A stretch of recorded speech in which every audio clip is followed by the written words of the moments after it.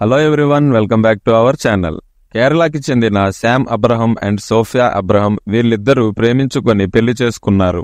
Marriage అయిన తరువాత శామ్కి ఆస్ట్రేలియా మెల్బోర్నియాలో జాబ్ రావడంతో శామ్ అండ్ సోఫియా ఇద్దరూ ఆస్ట్రేలియాకి వెళ్లిపోయారు. అక్కడ వాళ్ళు ఇద్దరూ హ్యాపీగా ఉన్నారు. వీళ్ళకి ఒక బాబు కూడా పుట్టాడు. లైఫ్ అంతా హ్యాపీగా వెళ్ళిపోతుంది అనుకున్న టైంకి శామ్ అబ్రహం చనిపోయాడు. అది అక్టోబర్ 14, 2015. సోఫియా మార్నింగ్ లెగిసి శామ్ని చూసేసరికి తన నోటి నుంచి నొరగ వస్తుంది. అది గమనించిన సోఫియా షాక్ అయింది. ఎంత పిలిచినా శామ్ మాట్లాడట్లేదు. తన ఒళ్ళు చల్లబడిపోతుంది. సోఫియాకి ఏం చేయాలో అర్థం కాక వెంటనే తన అక్కకి కాల్ చేసింది. తన పేరు సోనియా. ఈమె కూడా మెల్బోర్నియాలోనే ఉంటారు అండ్ నర్సుగా కూడా జాబ్ చేస్తారు. వెంటనే ఆమె అంబులెన్స్ ని తీసుకుని సోఫియా ఇంటికి వచ్చింది. అప్పటికి శామ్ చనిపోయాడు. శామ్ ని గమనించిన డాక్టర్లు అది హార్ట్ అటాక్ అని చెప్పారు. సోఫియా వెంటనే శామ్ పేరెంట్స్ కి కాల్ చేసి ఏడుస్తూ శామ్ కి హార్ట్ స్ట్రోక్ వచ్చి చనిపోయాడు అని చెప్పింది. అది విన్న ఆ తల్లిదండ్రులు కుప్పకూలిపోయారు. ఆస్ట్రేలియా గవర్నమెంట్ సాయంతో శామ్ డెడ్ బాడీని సోఫియా కేరళకి తీసుకొని వచ్చింది.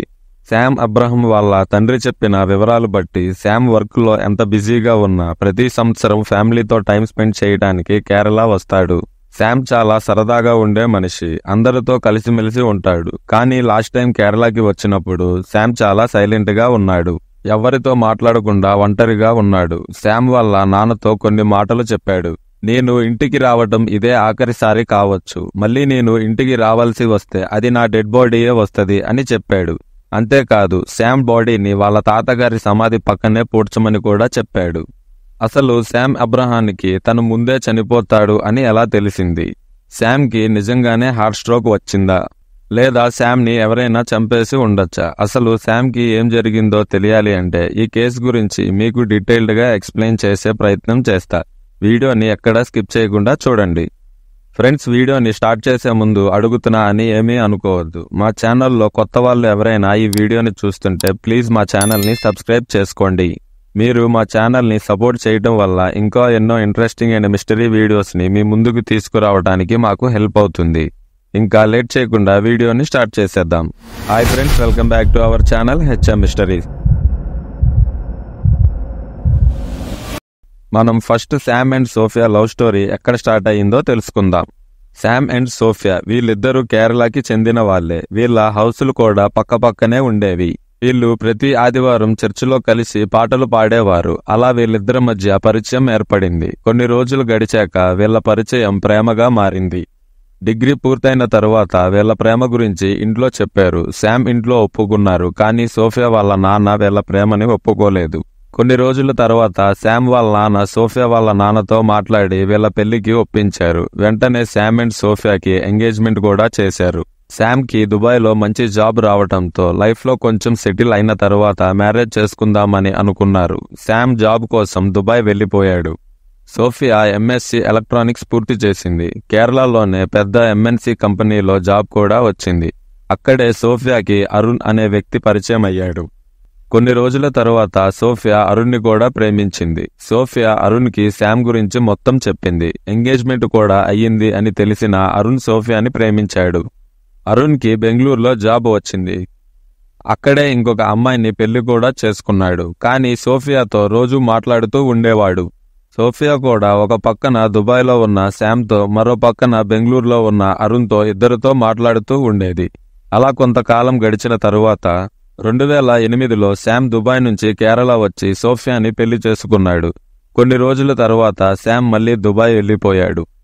మ్యారేజ్ అయిన తర్వాత కూడా సోఫియా అరుణ్ని మర్చిపోలేదు.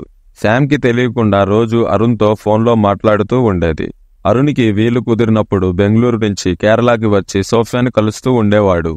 అలా కొన్ని నెలలు గడిచిన తరువాత అరుణ్కి ఆస్ట్రేలియాలో జాబ్ వచ్చింది. అరుణ్ ఆస్ట్రేలియా వెళ్ళాక కాల్స్ మాట్లాడితే డౌట్ వస్తుంది అని ఫేస్బుక్లో చాటింగ్ చేసుకోవటం మొదలుపెట్టారు. ఈ విషయాలు ఏమీ తెలియని శామ్ తన భార్య అయిన సోఫియాని కేరళకి వచ్చి కలిసి మళ్లీ దుబాయ్ వెళ్లిపోయేవాడు. కొన్ని రోజుల తరువాత సోఫియా ప్రెగ్నెంట్ అయ్యింది. ఆ విషయం తెలిసిన శామ్ ఎంతో ఆనందపడ్డాడు. శామ్ దుబాయ్లో ఉండటం వల్ల తన భార్యని, పుట్టబోయే బాబుని చూసుకోవటం ఎలా అని ఆలోచించి సోఫియా డెలివరీ అయిన తరువాత దుబాయ్లో సెటిల్ అయిపోదాం అని చెప్పాడు. కానీ సోఫియా మనసులో ఆస్ట్రేలియాకి వెళ్లి అరుణ్తో కలిసి ఉండాలి అని అనుకుంది. ఎలాగైనా శామ్ని ఒప్పించి ఆస్ట్రేలియా తీసుకొని వెళ్ళాలి అని ఆలోచించింది. అప్పుడే సోఫియాకి ఒక ఐడియా వచ్చింది. సోఫియా రిలేటివ్స్లో ఒకరు ఆస్ట్రేలియాలోనే ఉంటారు. ఆమె వరుసకు సోఫియాకి అక్క అవుతుంది. ఆమె పేరు సోనియా. ఆమెతో కొన్ని రోజులు మంచిగా మాట్లాడి తర్వాత ఆమెని ఏదైనా సాఫ్ట్వేర్ కంపెనీలో జాబ్ చూడమని చెప్పింది. సోనియా ఆస్ట్రేలియాలో ఒక హాస్పిటల్లో నర్సుగా జాబ్ చేస్తుంది. సోనియాకి తెలిసిన వాళ్ళ ద్వారా సోఫియాకి జాబ్ చూడటం స్టార్ట్ చేసింది. మరో పక్కన అరుణ్ కూడా సోఫియాని ఎలా అయినా ఆస్ట్రేలియా తీసుకొని రావాలి అని ప్రయత్నం చేస్తున్నాడు. 6 నెలల తరువాత సోఫియాకి ఆస్ట్రేలియాలో ఒక పెద్ద సాఫ్ట్వేర్ కంపెనీలో జాబ్ వచ్చింది. సోఫియా శామ్ని దుబాయ్లో జాబ్ రిజైన్ చేసి వచ్చేసే, ఆస్ట్రేలియాలో నాకు జాబ్ వచ్చింది, శాలరీ కూడా ఎక్కువ వస్తుంది అని చెప్పింది. శామ్ కూడా తన భార్య పిల్లోడితో కలిసి ఉండొచ్చు, ఆస్ట్రేలియాలోనే ఏదైనా జాబ్ చూసుకోవచ్చు అని సోఫియా మాటకు ఒప్పుకున్నాడు. ఫస్ట్ సోఫియా ఆస్ట్రేలియా వెళ్లి జాబ్లో జాయిన్ అయ్యింది. తన అక్క సాయంతో మెల్బోర్న్లో ఒక ఇల్లు రెంటుకు తీసుకొని ఉంది. ఇంకా అరుణ్ సోఫియాని రోజూ కలవటం మొదలుపెట్టాడు. వీళ్ళ ఇద్దరి ఆనందానికి అడ్డు లేదు అని అనుకున్నారు. 1 సంవత్సరం తరువాత శామ్ దుబాయ్ నుంచి ఆస్ట్రేలియా వచ్చేశాడు. అక్కడే ఒక జాబ్లో జాయిన్ అయ్యాడు. శామ్కి తెలియకుండా సోఫియా అరుణ్తో ఉంటుంది. అలా కొన్ని సంవత్సరాలు గడిచిన తరువాత అరుణ్ సోఫియా ప్రేమకు శామ్ అడ్డుగా ఉన్నాడు. అసలు శామ్ లేకపోతే మనకు అడ్డు ఏమీ ఉండదు అని ఆలోచించి అరుణ్ శామ్ని చంపేద్దాం అని అనుకున్నాడు. సోఫియా శామ్ గురించి ప్రతి ఒక్క విషయం అరుణ్తో చెప్పింది. సరైన టైం చూసి శామ్ని చంపటం కోసం అరుణ్ ఎదురు చూస్తున్నాడు. జూలై 22న శామ్ ఇంట్లో నుంచి ఒంటరిగా బయలుదేరాడు అని సోఫియా అరుణ్కి కాల్ చేసి చెప్పింది. అరుణ్ వెంటనే శామ్ని ఫాలో చేశాడు. లాలో రైల్వే స్టేషన్ దగ్గర శామ్ కారు దిగుతున్న సమయంలో అరుణ్ వెనకాల నుంచి వచ్చి దాడి చేశాడు. శామ్ కూడా తిరిగి అరుణ్ని కొట్టాడు. ఈలోపు చుట్టుపక్కన వాళ్ళు రావటంతో అరుణ్ అక్కడి నుంచి పారిపోయాడు. శామ్కి అరుణ్ ముఖం కనిపించలేదు. అక్కడున్న వాళ్ళు పోలీసులకి కాల్ చేశారు. వెంటనే అక్కడికి పోలీసులు వచ్చి శామ్కి ఉన్న దెబ్బలను చూసి హాస్పిటల్కి తీసుకొని వెళ్లారు.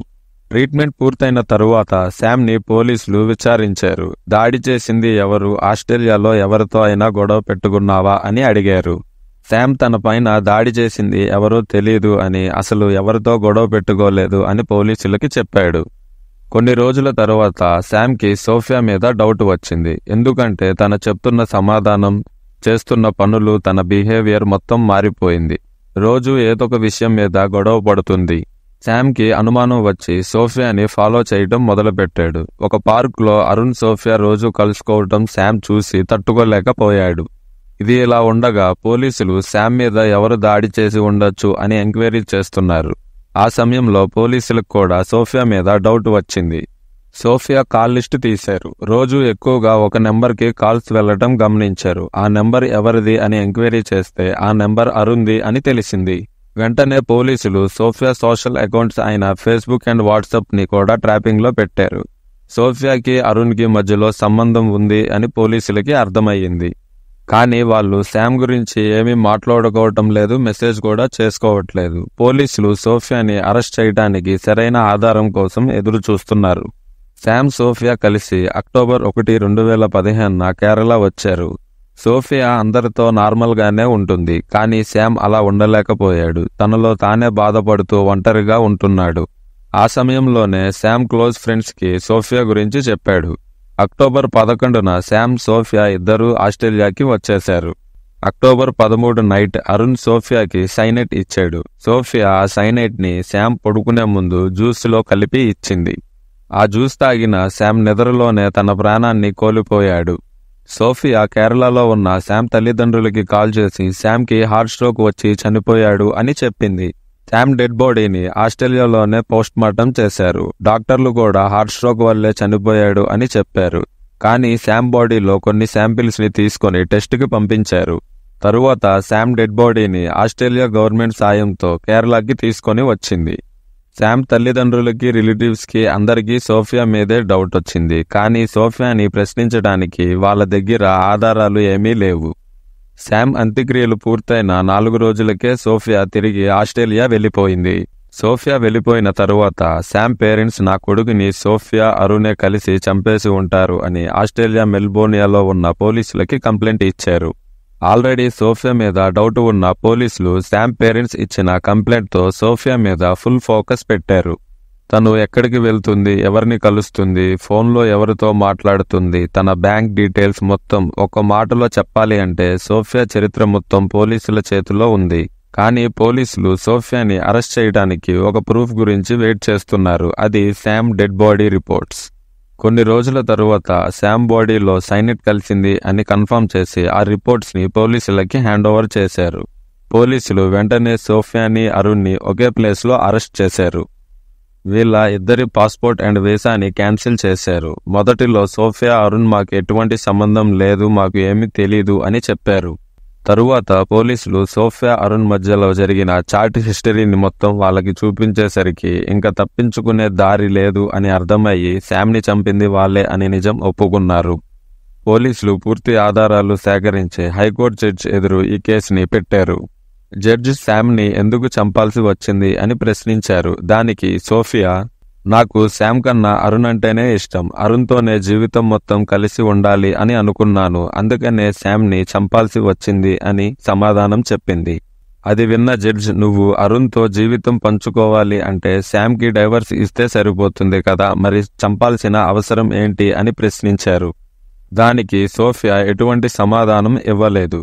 కేసులో ఉన్న ఆధారాలని చూసి జడ్జి సోఫియాకి 22 ఏళ్ల జైలు శిక్షను వేశారు. అరుణ్కి తనే సైనైడ్ తెచ్చి సోఫియాకి ఇచ్చి శామ్ని చంపమన్నందుకు 27 ఏళ్ల జైలు శిక్షను వేశారు. ఫ్రెండ్స్, సోఫియా, అరుణ్ కలిసి శామ్ జీవితాన్ని ముగించారు. వీళ్ళు చేసిన ఈ తప్పుకి కోర్టు విధించిన శిక్ష సరిపోతుందా? వీళ్ళని అసలు ఏం చేస్తే కరెక్ట్ అని మీరు అనుకుంటున్నారో కామెంట్ చేయండి.